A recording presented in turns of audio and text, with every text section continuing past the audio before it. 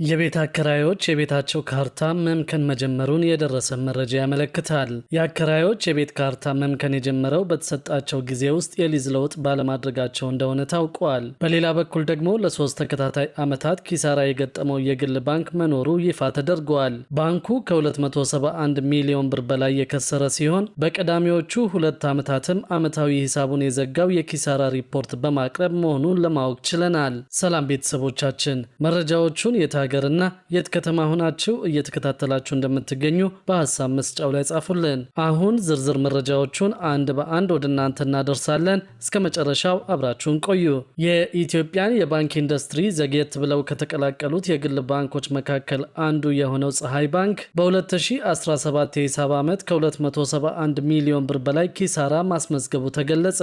ፀሐይ ባንክ ያለፈው የሂሳብ ዓመት የስራ አፈጻጸሙን ይፋ ባደረገበት ሪፖርቱ ባንኩ በዋና የባንክ ስራ አፈጻጸሞች እድገት የተመዘገበበት ውጤት ቢያሳይም የ271.4 ሚሊዮን ብር ኪሳራ በማስመዝገብ የሂሳብ ዓመቱን አጠናቋል። ፀሐይ ባንክ በ2017 የሂሳብ ዓመት ብቻ ሳይሆን በቀዳሚዎቹ 2 ዓመታትም ዓመታዊ ሂሳቡን የዘጋው የኪሳራ ሪፖርት በማቅረብ እንደሆነ ከባንኩ ተከታታይ የሂሳብ ሪፖርቶች ለማወቅ ተችሏል። በ2017 የሂሳብ ዓመት ባንኩ ያስመዘገበው የኪሳራ መጠን በ2016 አስመዝግቦት ከነበረው ኪሳራ ጋር ሲነጻጸርም በ164.5 ሚሊዮን ብር ብልጫ ያለው ነው። ባንኩ በ2016 የሂሳብ ዓመት አጽፎት የነበረው የኪሳራ መጠን 107 ሚሊዮን ብር እንደነበር ከባንኩ ዓመታዊ ሪፖርት ለመረዳት ተችሏል። ባንኩ በ2017 የሂሳብ ዓመትን ኪሳራ በማጻፍ ቢያጠናቅቅም በተለያዩ የባንክ ስራ አፈጻጸሞቹ እድገት የታየበት ውጤት ያመጣ ስለመሆኑ የሚያመላክት ነው። እንደ ባንኩ ሪፖርት የተቀማጭ ገንዘብ መጠኑ በ29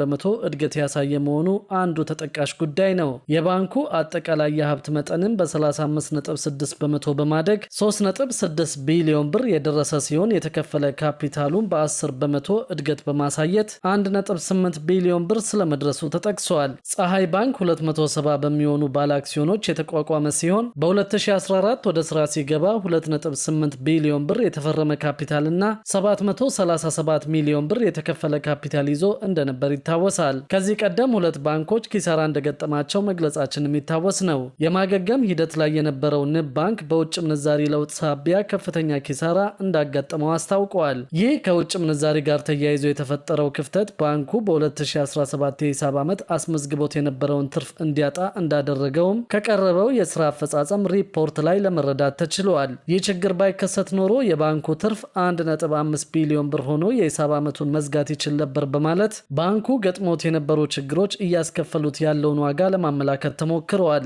በዋናነትም ከውጭ ምንዛሪ ለውጥ ጋር ተያይዞ ያጋጠመው ጉዳት ባንኩ የ2017 ሂሳብ ዓመት አጠቃላይ ትርፍና ኪሳራው ላይ የተንጸባረቀ ሲሆን በዚህም ባንኩ በሂሳብ ዓመቱ መጨረሻ ላይ የ2.9 ቢሊዮን ብር ኪሳራ እንዲመዘገብ አድርጓል። በተመሳሳይ መልኩ ህብረት ባንክ የውጭ ምንዛሪ ለውጥ ተግባራዊ ከመደረጉ ጋር በተያያዘ በ2017 የሂሳብ ዓመት ከፍተኛ ኪሳራ እንደገጠመውና ይህም በባንኩ አጠቃላይ ትርፍ ላይ አሉታዊ ተጽዕኖ ማሳረፉ ታውቋል። ባንኩ በተጠናቀቀው የሂሳብ ዓመት ከታክስ በፊት ያስመዘገበው ትርፍ 749 ሚሊዮን ብር ነው። በተጠናቀቀው ሂሳብ ዓመት ያገኘው ይህ ትርፍ በ2016 የሂሳብ ዓመት ካስመዘገበው ትርፍ ጋር ሲነጻጸርም በ75.7 በመቶ የቀነሰ መሆኑ ተጠቁመዋል። ተግባራዊ ከተደረገው የውጭ ምንዛሪ ለውጥ ጋር በተያያዘ በ2017 ሂሳብ ዓመት ባንኩ ላይ የደረሰው የኪሳራ መጠን 3.7 ቢሊዮን ብር መሆኑም ታውቋል። በዚህ የተነሳም የባንኩ ዓመታዊ ትርፍ ማሽቆልቆሉ ነው የተገለጸው። በሌላ መረጃ ደግሞ የቤት አከራዮች የቤታቸው ካርታ መምከን መጀመሩን የደረሰ መረጃ ያመለክታል። የአከራዮች የቤት ካርታ መምከን የጀመረው በተሰጣቸው ጊዜ ውስጥ የሊዝ ለውጥ ባለማድረጋቸው እንደሆነ ነው የተነገረው። በአዲስ አበባ የመኖሪያ ቤታቸውን ለንግድ ስራ ሲያከራዩ የቆዩ ዜጎች በተሰጣቸው ጊዜ ውስጥ የሊዝ ለውጥ ባለማድረጋቸው ምክንያት የቤታቸው ካርታ የማምከን ስራ መጀመሩን የደረሰ መረጃ ያመለክታል። ከሰሞኑ በአዲስ አበባ ውስጥ ያሉ በርካታ የንግድ ቤቶች እየታሸጉ መሆኑ ይታወቃል። ምክንያቱም ደግሞ እነዚህ የንግድ ቤቶች ንግድ ፍቃድ ቢኖራቸውም ታክስ ብትከፍሉም የሊዝ ውላችሁ መቀየር አለበት መባላቸው ይታወሳል። የሊዙን ለውጥ ለማድረግ ደግሞ ከ100 ሺዎች እስከ ሚሊዮኖች ብር ክፍያ መክፈል እንደሚያስፈልግ ነው የታወቀው። የገንዘቡ መጠን የሚወሰነው ንብረቱ ባለው ስፋት መሰረት መሆኑን ያገኘነው መረጃ ያሳያል። በዚህም መሰረት የመኖሪያ ቤቶች ለንግድ ቤቶች መከራየታቸውን በተመለከተ የቀበሌ ሰራተኞች ቤት ለቤት በመዘዋወር ቁጥጥር ማድረግ መጀመራቸው ታውቀዋል። ይህንን ተከትሎም የመኖሪያ ቤታቸውን ለንግድ ቤት ያከራዩ ሰዎች ቅጣት እየተጣለባቸው ይገኛል።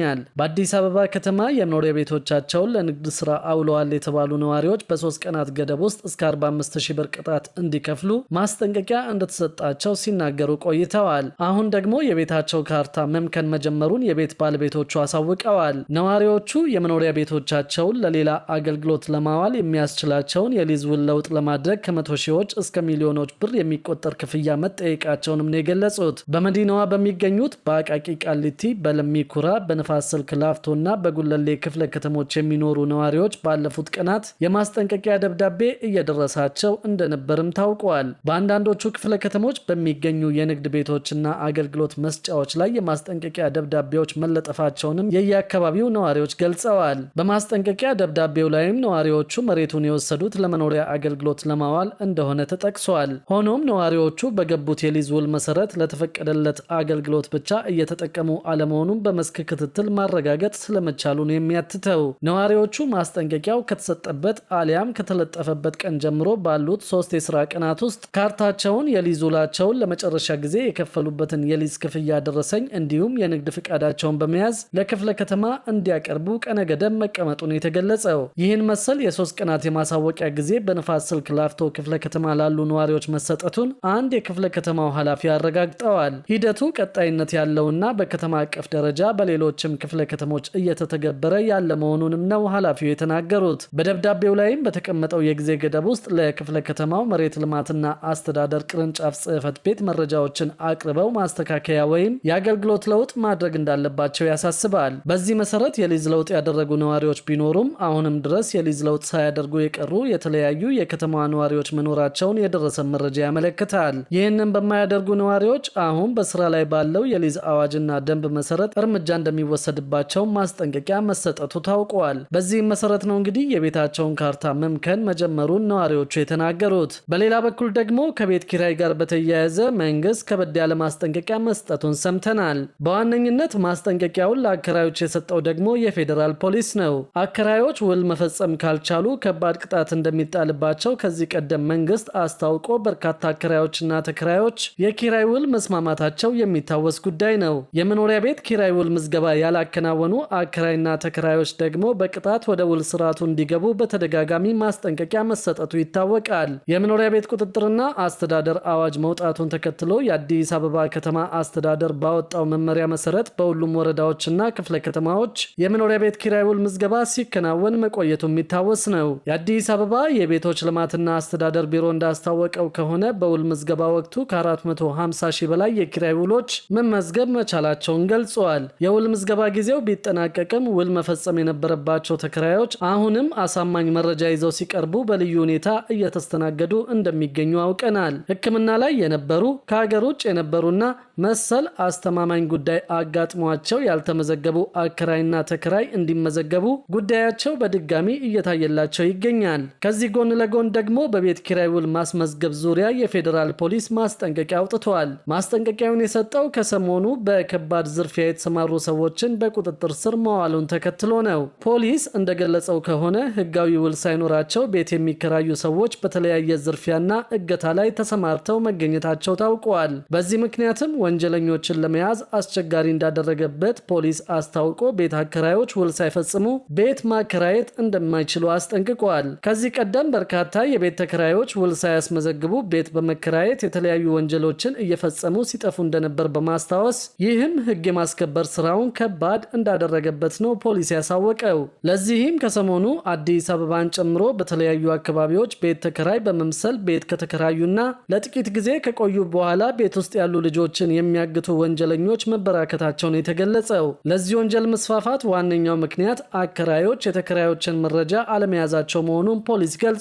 ይህ ደግሞ ተጠርጣሪዎችን በቁጥጥር ስር ለማዋል አደጋች እንዳደረገበት ነው ፖሊስ ያሳወቀው። ከቤት በተጨማሪ በመኪና ኪራይ የተሰማሩ ሰዎችም ውል መፈጸም እንደሚኖርባቸው ተገልጿል። ከቤትና ከመኪና በተጨማሪ የቤት ሰራተኞችን መረጃ መያዝ አስፈላጊ በመሆኑ ህብረተሰቡ ተገቢውን ጥንቃቄ እንዲያደርግም ፖሊስ አሳስበዋል። በተለይም ከፍተኛ ክፍያ በመክፈል ውል ላለመፈጸም የሚፈልጉ ሰዎች በተደጋጋሚ በወንጀሉ ሲሳተፉ መገኘታቸው ይፋ ተደርገዋል። ከኪራይ ቤት ጋር በተያያዘ የአዲስ አበባ የቤቶች ልማትና አስተዳደር ቢሮ በቸልተኝነት የኪራይ ውል ያላስመዘገቡት ላይ ቅጣት ይጣልባቸዋል ማለቱ ይታወሳል። ቅጣቱንም በተመለከተ እስከ 3 ወር ውሉን ያላስመዘገበ አከራይ በተለያየ ደረጃ የሚያከራየውን ቤት የኪራይ ዋጋ እንደሚከፍል ታውቋል።